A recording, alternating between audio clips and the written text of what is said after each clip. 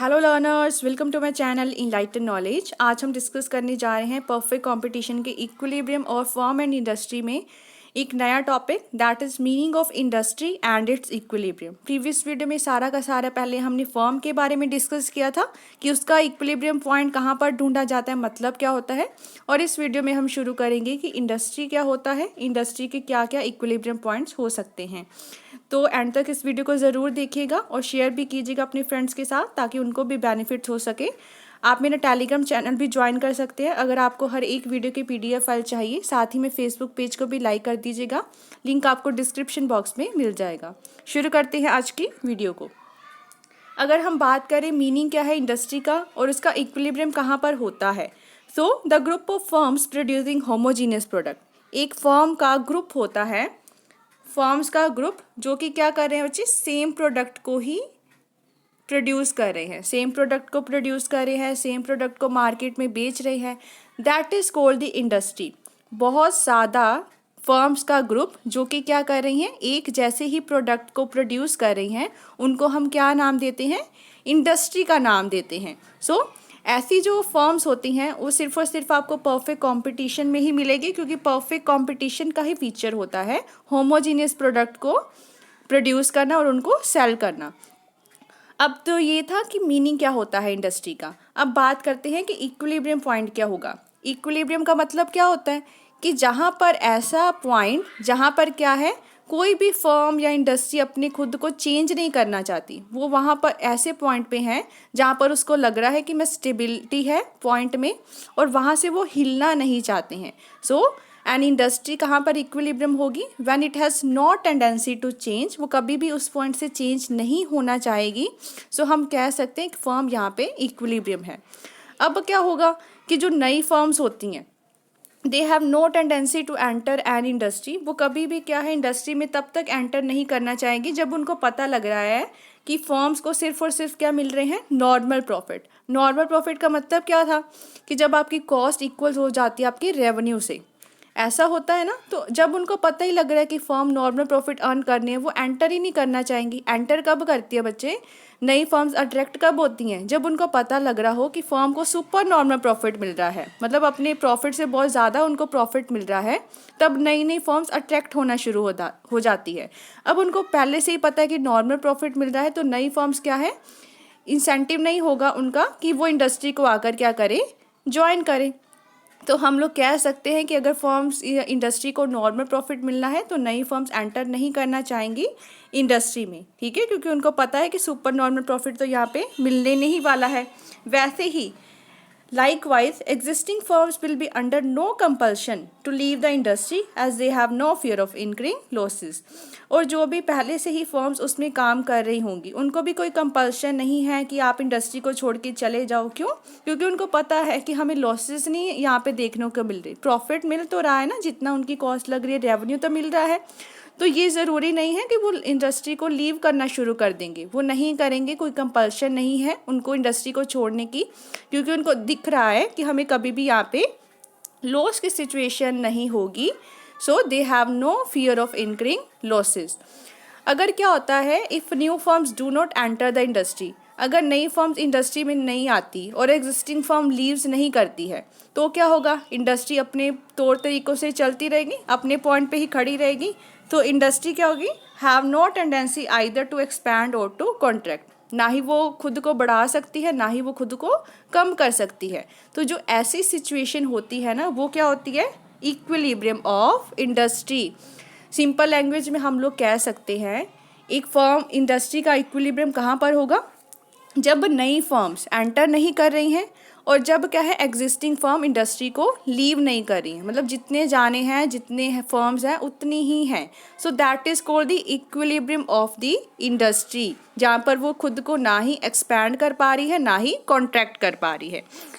आगे बढ़ते हैं, कंडीशंस क्या होती है इंडस्ट्री के इक्विलिब्रियम की। सो पहली कंडीशन जो हमें देखने को मिलेगी वो है when the existing firms of the industry increase और डिक्रीज। ये आपका ना कॉन्ट्रैक्ट और एक्सपेंशन का कंडीशंस दी होती है। उनका मतलब क्या है कि इंडस्ट्री कब अपने खुद को बढ़ा सकती है या कब कॉन्ट्रैक्ट हो सकती है। इसमें दो सिचुएशंस अराइज होंगी है। पहली क्या कौन सी होगी कि जब क्या होगा, when the existing firms of an industry, जब जो फर्म्स है ना वो अपनी आउटपुट को बढ़ा दे या घटा दे। बढ़ाती है तो इंडस्ट्री क्या करेगी, एक्सपैंड होगी। अगर घटाती है तो इंडस्ट्री क्या होगी, कॉन्ट्रैक्ट होगी। पहला तो ये पॉइंट हो गया। सेकंड पॉइंट क्या है, when new firms has a tendency to enter, जब नई फर्म्स के पास टेंडेंसी है एंटर करने की, मतलब नई फर्म्स एंटर करना चाहती हैं और एग्जिस्टिंग फर्म्स इंडस्ट्री को क्या करना चाहती है, छोड़ देना चाहती है। तो सेकंड कंडीशन है, मतलब ये इक्विलिब्रियम वाली कंडीशंस नहीं बताई, ये जस्ट आपको ये बताया गया है कि इंडस्ट्री कब अपना एक्सपैंड और कॉन्ट्रैक्ट हो सकती है। पहली बात, जब वो अपने आउटपुट को इंक्रीज या डिक्रीज करवाए, और सेकंड चीज़ कौन सी है, जब नई फर्म्स एंटर होना शुरू हो जाए इंडस्ट्री में और जो पुरानी फर्म्स हैं वो लीव करना शुरू कर दे इंडस्ट्री को। If both this situations have no tendency to change, अब आ गया ना नीचे कि अगर ये सिचुएशंस आपको देखने को नहीं मिलती, मतलब कोई इसमें चेंज नहीं आता, there will be no tendency to change on the part of industry. अगर फर्म्स बच्चे अपनी पोजीशन पर खड़ी है तो इसका मतलब फर्म्स का ग्रुप भी तो इंडस्ट्री होती है। फर्म्स अगर उनकी टेंडेंसी नहीं है कुछ भी चेंज करने की, इसका मतलब इंडस्ट्री की भी कोई भी चेंज करने की क्या होगी, टेंडेंसी नहीं होगी। So industry will be in the equilibrium position. तो यहाँ पर क्या होगा बच्चे, इंडस्ट्री आपकी इक्विलिब्रियम पोजीशन पर पहुँच जाएगी। अब हम आगे बढ़ते हैं कि कंडीशंस कौन कौन सी हो सकती है इक्विलिब्रियम की। तो पहली कंडीशन क्या है, कांस्टेंट नंबर ऑफ फर्म्स, जो हमने देखा ही है कि ना ही नई फर्म्स क्या करें, इंडस्ट्री में एंटर करें, और ना ही एग्जिस्टिंग फर्म इंडस्ट्री को लीव करे। So an industry will be in equilibrium when the number of its firms, जब उसके नंबर है फर्म्स का वो क्या रहे, कांस्टेंट रहे। इस सिचुएशन में क्या होता है कि no new firm will enter and no old firm will leave the industry. Second है, इक्विलिब्रियम कहाँ होता है, फर्म्स का इक्विलिब्रियम पढ़ के आए हो ना प्रीवियस वीडियोस में कि फर्म के इक्विलिब्रियम की आगे कंडीशंस होती है, वो भी फुलफिल होना ज़रूरी है। So another condition of industry equilibrium is that all firms operate करें कहाँ पर, इक्विलिब्रियम पे, और उनका कोई टेंडेंसी ना हो अपने आउटपुट को इंक्रीज या डिक्रीज करने की। फर्म्स की इक्विलिब्रियम जो आपने कंडीशंस पढ़ी थी वो क्या थी बच्चे, कि मार्जिनल कॉस्ट इक्वल हो जाए मार्जिनल रेवेन्यू के, और एमसी कट करके जाए एमआर कर्व फ्रॉम बिलो, यही चीज़ पढ़ी थी। तो ये चीज़ क्या है, फर्म का इक्विलिब्रियम ही आगे चल के इंडस्ट्री का इक्विलिब्रियम पॉइंट बनता है। तो ये भी इनकी क्या होती है, कंडीशन होती है। पहली क्या है, कांस्टेंट नंबर ऑफ फर्म्स, और नेक्स्ट क्या है बच्चे, इक्विलिब्रियम ऑफ द फर्म्स। अब हम बात करते हैं short term equilibrium of the industry की, कि short term period of time में कहाँ पर इक्विलिब्रियम हो सकता है इंडस्ट्री का। So the industry is in equilibrium at that point price at which quantity demanded किसके इक्वल हो जाए, क्वांटिटी सप्लाइड के। यहाँ पर ध्यान रखना कि हम लोग शॉर्ट टर्म इक्विलिब्रियम की बात कर रहे हैं, ना कि लॉन्ग रन की। शॉर्ट रन में क्या होगा कि इंडस्ट्री का इक्विलिब्रियम कहाँ पर होता है, जब डिमांड, क्वांटिटी डिमांडेड किसके इक्वल हो जाए, क्वांटिटी सप्लाइड के, ये दोनों इक्वल हो जाए। लेकिन but for industry to be in full equilibrium in the short run is very rare, कहते हैं। लेकिन इंडस्ट्री का ना पूरा इक्विलिब्रियम पॉइंट ढूंढना, फुल इक्विलिब्रियम पोजीशन को ढूंढना बहुत ज़्यादा मुश्किल है। क्यों, क्योंकि शॉर्ट रन में आपको पता होगा ना कि फर्म को 3 चीज़ें देखने को मिलती थी। क्या थी वो, फर्म को सुपर नॉर्मल प्रॉफिट भी मिलता है, नॉर्मल भी मिलता है, और मिनिमम लॉस भी होता है। इसका मतलब कि हमें यहाँ पर भी ऐसी ही कंडीशंस लेकर चलनी पड़ेगी, पहली नॉर्मल, सुपर नॉर्मल प्रॉफिट, और लास्ट वाली लॉस वाली। तो इसका मतलब ये बहुत रेयर चांस होता है इंडस्ट्री में कि कभी भी फुल इक्विलिब्रियम पॉइंट ढूंढ पाना। So full equilibrium position is possible only, full equilibrium position possible कब होती है, जब उनको सिर्फ और सिर्फ क्या मिले, नॉर्मल प्रॉफिट मिले। लेकिन शॉर्ट टर्म में तो सारा कुछ मिलता है, कुछ फर्म सुपर नॉर्मल प्रॉफिट भी अर्न करती है, कुछ फर्म्स को लॉस भी हो रहा होता है। ये चक्कर होता है ना, जिस वजह से बहुत रेयर कंडीशन हो जाती है इंडस्ट्री में। सुपर नॉर्मल प्रॉफिट क्या करेगी, नई फर्म्स को अट्रैक्ट करती है, इंडस्ट्री में आती है, consequently industry will B equilibrium in long run. इसका मतलब क्या है, शॉर्ट रन में हम इसका इक्विलिब्रियम पॉइंट अच्छे तौर तरीके से नहीं ढूंढ सकते हैं। फुल इक्विलिब्रियम पॉइंट कभी नहीं आता है, बहुत कम चांसेस होते हैं। लेकिन लॉन्ग पीरियड ऑफ टाइम में आपको हमेशा क्या मिलेंगे, इक्विलिब्रियम पॉइंट मिलेगा इंडस्ट्री का, और वो भी फुल इक्विलिब्रियम पॉइंट मिलेगा, क्योंकि सारी की सारी फर्म्स को क्या हो रहा होता है, नॉर्मल प्रॉफिट ही हो रहा होता है। इस वजह से हम लोग कह सकते हैं कि such industry is ordinary not in full equilibrium in short run. कब बहुत कम चांसेस है कि आपको इंडस्ट्री कहाँ मिले, फुल इक्विलिब्रियम पॉइंट में मिले इन the short run period of time. अब हम इसकी कर्व्स को डिस्कस कर लेते हैं कि कैसे कर्व्स बननी है। अगर पहली कर्व को डिस्कस करें तो हम क्या बनाने वाले हैं, नॉर्मल प्रॉफिट्स कहाँ पे मिलते हैं, ये इंडस्ट्री के नॉर्मल प्रॉफिट बन जाएंगे। सेकंड में सुपर नॉर्मल प्रॉफिट, और अब बाद में हम लोग इसका लॉस शो कर देंगे। तो नॉर्मल प्रॉफिट्स जो कंडीशन है वो उन्होंने बताई है कि जहाँ पर डिमांड किसके इक्वल हो जाए, ये क्या है आपकी डिमांड कर्व, डिमांड किसके इक्वल हो जाए बच्चे, सप्लाई के इक्वल हो जाए। पहली तो कंडीशन ये बन गई, यहाँ पर आपको आउटपुट लेना है और यहाँ पे रेवेन्यू या कॉस्ट दोनों की दोनों चीज़ें चलेंगी। तो ये इक्विलिब्रियम पॉइंट आ गया ना, पी प्राइस क्या हुआ, इक्विलिब्रियम पॉइंट, और पी ओ क्यू की हो क्या हो गई आपकी आउटपुट, इक्विलिब्रियम आउटपुट होगी। ये तो था हमारा पहला केस। अब सेकंड की बात करते हैं। सेकंड में क्या है, परफेक्ट कंपटीशन में प्राइस तो ऐसे ही बनता है, क्लियर है।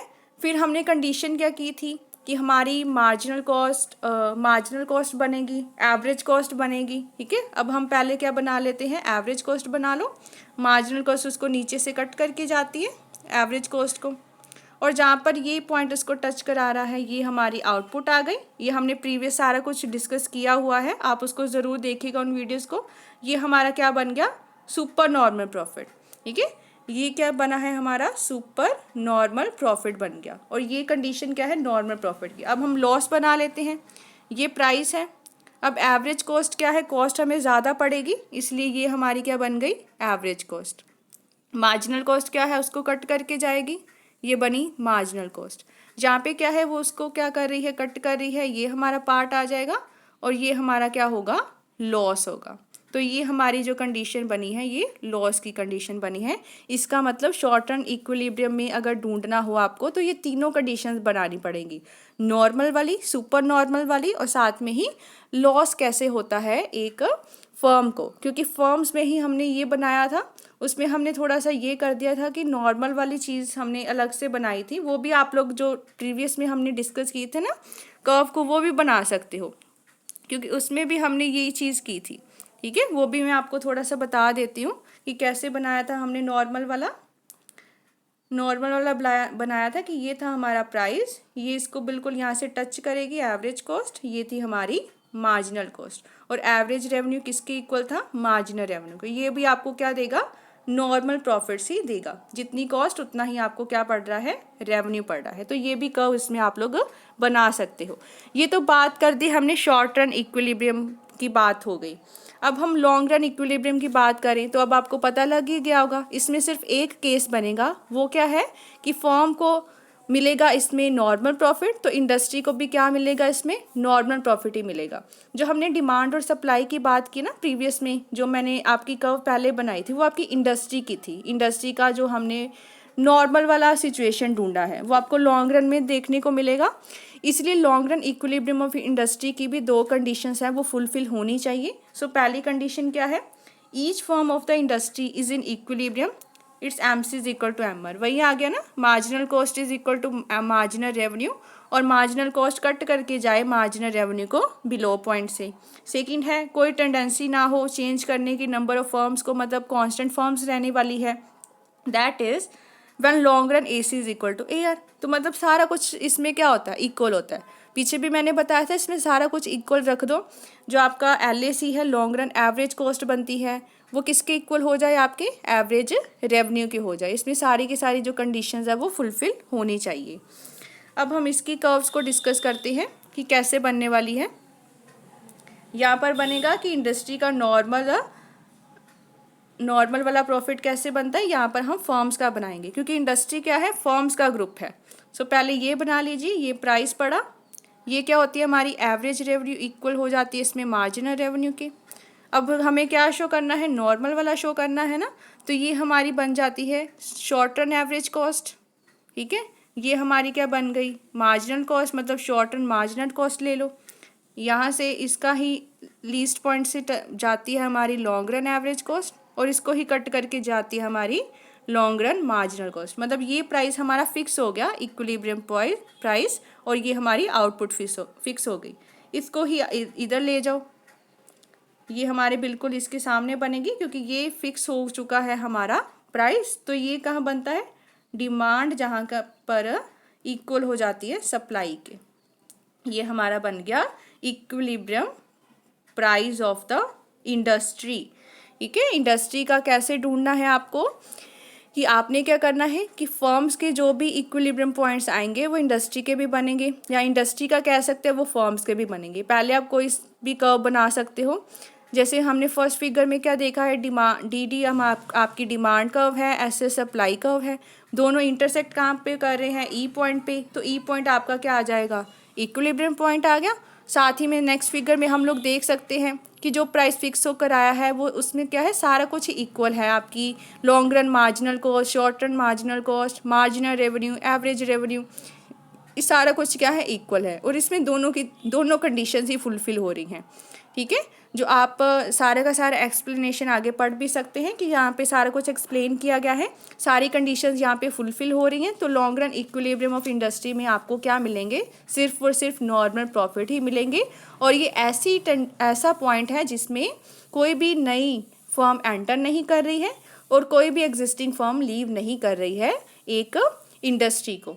सो हम लोग यहाँ पे ना ही कभी सुपर नॉर्मल प्रॉफिट देखने को मिलेंगे और ना ही कभी हमें लॉस देखने को मिलेगा। तो ये बात आपको ध्यान में रखनी है दोनों चीज़ों में। अगर आपको फर्म का इक्विलिब्रियम बनाना आता है तो इंडस्ट्री का बहुत ही ज़्यादा आसान हो जाता है, क्योंकि कर्व्स वगैरह सारी कंडीशंस वहीं चलने वाली है। तो उस वीडियोज़ को पहले ज़रूर देखिएगा, उसके बाद ये वाली वीडियो को देखिएगा। आई होप आपको अच्छे से क्लियर हो गया होगा। अगर वीडियो पसंद आई हो इस चैनल को ज़रूर सब्सक्राइब कीजिए, like share and comment and press the bell icon, ताकि हर वीडियो की नोटिफिकेशन आपको टाइम टू टाइम मिलती रहे। Thank you.